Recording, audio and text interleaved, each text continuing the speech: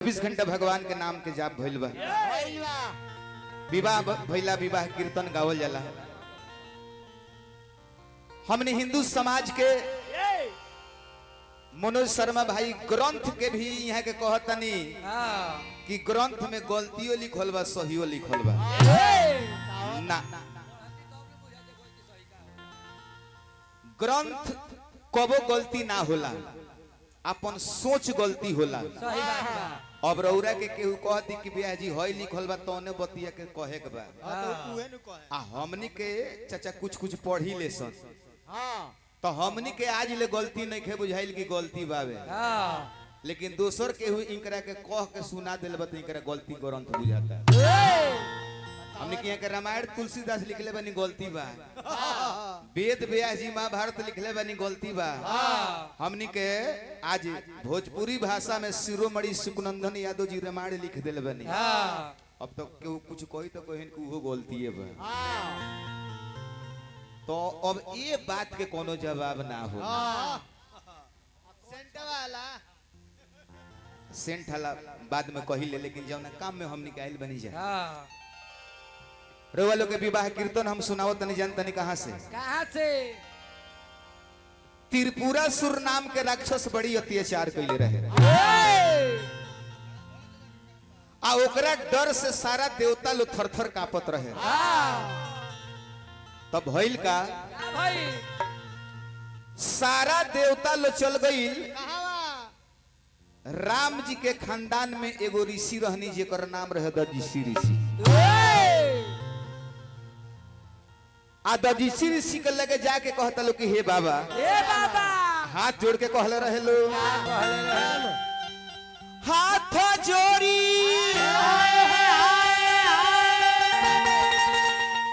पूजी ले अरे शरणवा बाबा तमनी ना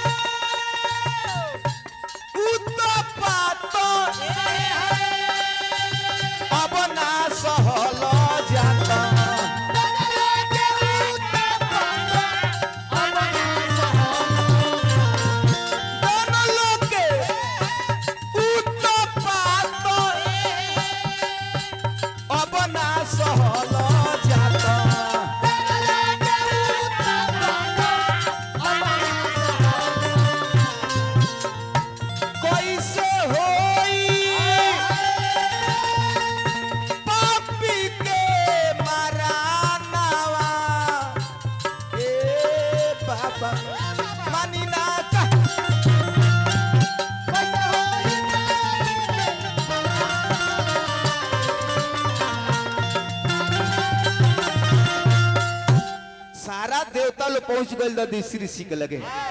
आज जाके कहल कि हे बाबा एगो काम करी। सारा देवता लो त्रिपुरासुर राक्षस से डराइल बा। तो एगो काम करी, त्रिपुरा सारा देवता लोग के अस्त्र शस्त्र जौन बावे उ राक्षस हथिया ले लेबा। तो एगो काम करी के और अपन शरीर हमनी के दे दी। आ यही शरीर के हमनी के अस्त्र शस्त्र बना के आ देवता लोग हमनी के राखे हम सन। तो दधीचि ऋषि कहनी कि ठीक बा, एगो काम कर लो, हम सुत जतनी आ हमारा देह पर का कर लो कि दही गिरवा दलो। आ इस जवार के जितना गाय बाड़ी सन गाय के बुलवावल लो आ पूरा हमारा शरीर के चटवा दलो। आ जवन इमे हड्डी बाँच जाई, जवन हड्डी बाँच जाई, ए हड्डी के ले जाके जवन तहरा लोग मन करी तवन तू लोग करी।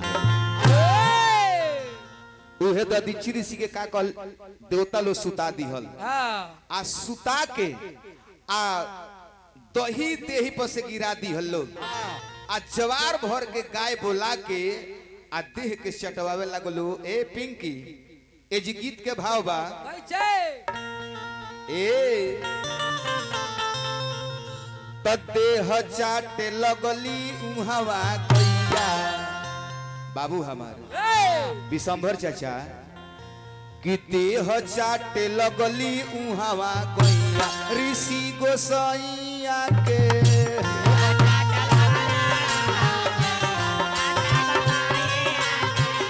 देह चाटे लगली उहवा गैया हो ऋषि गोसाइया के।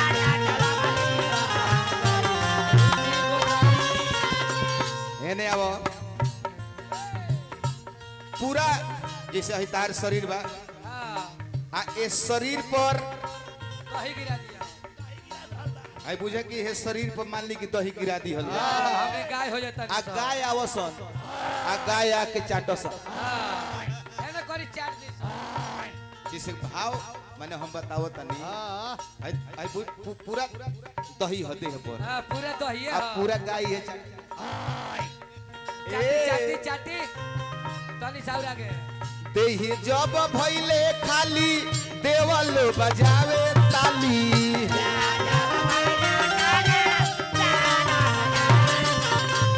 देह जब भइले खाली देवल बजावे ताली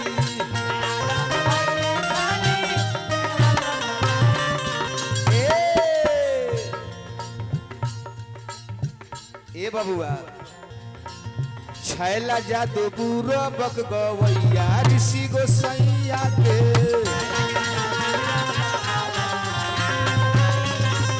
छैला जादू बुरा बक गवैया ऋषि गोसैया के।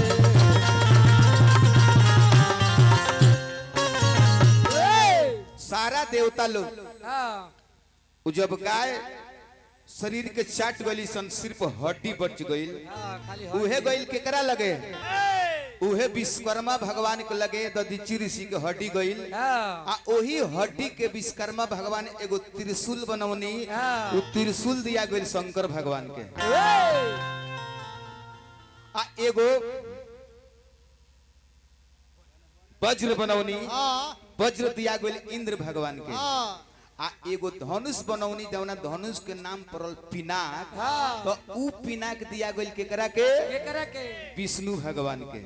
तो एक दिन विष्णु भगवान में आ शिव में जम के लड़ाई भई तो उ धनुष चल गईल शंकर जी के लगे आ एक दिन सीता जी के बाबूजी दशरथ जनक राजा नित्य दिन शंकर भगवान के पूजा करस आ शंकर भगवान जब खुश भइनी तो कहनी कि हे राजा जनक तारा तपस्या पर हम खुश बानी तू हमरे से कुछ वरदान मांगो तो जनक राजा कहनी कि ये महाराज राउर दिहल अन्न धन सोना चांदी महल गाड़ी सब हमारा भरल बाटे हम ये चाहतनी कि एक दिन हमरा आंगन में प्रभु श्री रामचंद्र जी आई मंगल होके गान होके आ वो भगवान के हम दर्शन पाई। अपनो औरत से कह तरीके रानी आज तो हम पूजा करे में जाएम ना आज तू धनुष को पूजा करे खातिर चल जइह। जनक राजा चल गइनी आ एने सीता जी के माता सुनैना रानी कोनो काम में ओझुरा गइली आ तब जाके अपना बेटी से कहली कि सीता एगो काम करो आज धनुष को पूजा करे तू जता हर पिताजी कहीं नहीं थी। अब सीता जी का कहली कि सखी लोग के संग में ले लहली आ वो धनुष के पूजा करे जाए लगली कैसे हरे की गाँव के पूर्व बाटे हरे बाबा के पोखरवा तो जरेला मरियन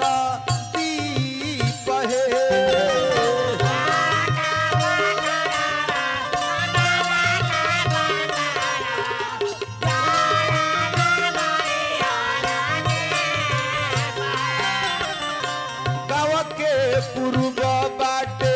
बाबा के पोखरवा जरेला मरी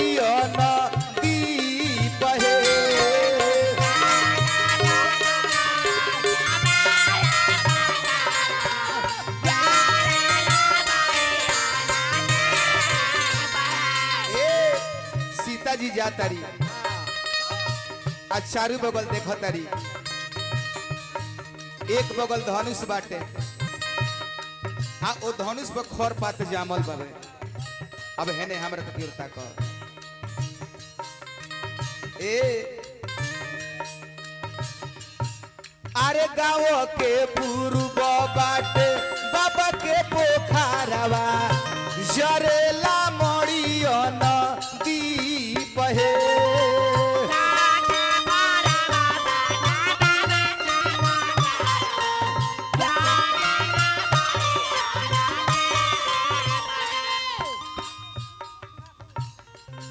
अच्छा यार आदरणीय चुनमुन ठाकुर 101 रुपया भगवान के विवाह में दिले बनी भगवान की कृपा बन रहो करे आशा नान चलली बेटी हो सीता बेटी बैठी करेली आशा नान हे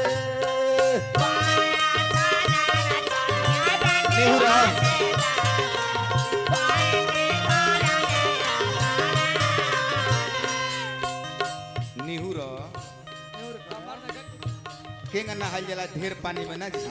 छबक छबक के ना ए अरे करे आशा नान चलली बेटी हो सीता बेटी बैठी करेली आशा नान हे हा हा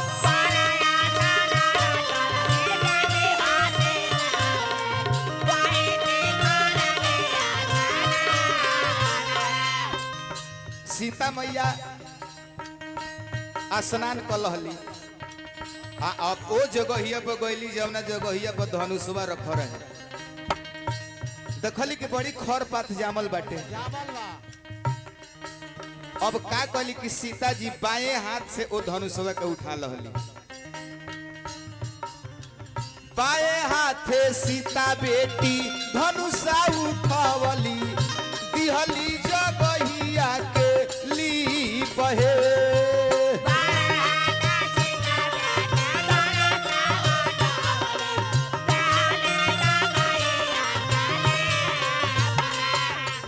पावे हाथे सीता बेटी धनुषा उठवली दिहली जगहिया के लीप हे बाबा बाबा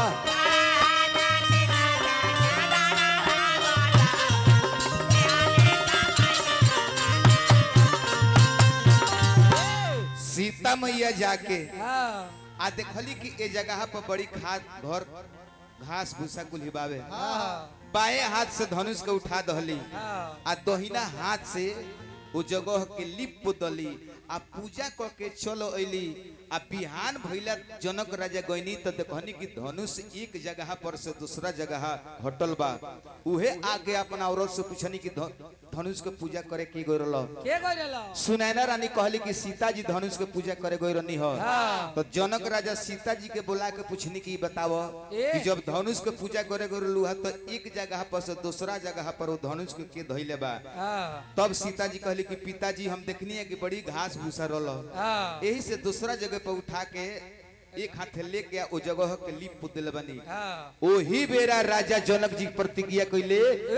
कि एगो लड़की हो के हमार बेटी ये धनुष के बावे हाथ से उठौले बिया तो आज के बाद ये धनुष के जे तहिना हाथ से उठा दी ओकरे से हम अपना बेटी सीता के शादी कर अब जी से आगे के कथा हमारा मनोज शर्मा जी से सुनल जाओ आप चलते चलावत तनी खड़ा हो जाए एक लाइन को गीत गा दिया ना